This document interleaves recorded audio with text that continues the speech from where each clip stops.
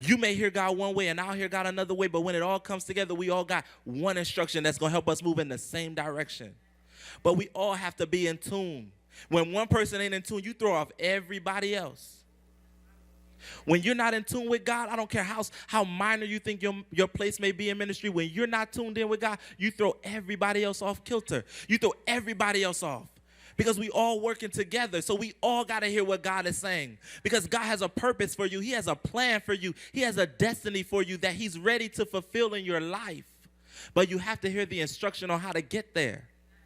And he's not speaking in the loudness. He's not speaking in all the noise. And sometimes during the praise and worship, when the music's going and when everybody's up and everybody's screaming and everybody's loud and the dancers are going and the mics are loud and everything, and that's what we're ready to hear God. But it's when you get home that you hear God. It's when I'm walking down the street and that's when I hear God. It's when I'm sitting in the barber chair and he just cut my hair and I'm like, yes, Lord, I hear you. This is what you're saying. This is what you want to do in my life. And it's the times when we don't expect him to speak. It's when he's speaking the most. That's the time that he's talking the most. But you don't have an ear to hear him. We don't have an ear to hear what he's saying to us. So tonight I just challenge you, he that has an ear, let him hear what the Spirit is saying to the church. Open up your spirit and hear what God is saying to you. Hear what God is saying to us as a body. What is he saying? God, what are you saying to me? What are you saying to the church?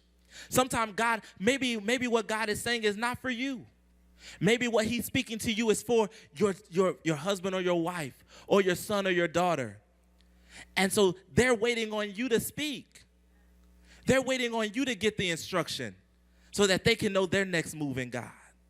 But you got to be the hearer. You have to be the hearer of the word. You have to be the ear that God can speak into, the fine-tuned ear that God can speak into so that he can give you clear instruction because he's ready to do a new thing. He's ready to take you to a new level. He's ready for a next move. He's ready to do something great and awesome and magnificent, but it's not in the wind, and it's not in the earthquake, and it's not in the fire. It's in his voice. So listen for it. God bless you.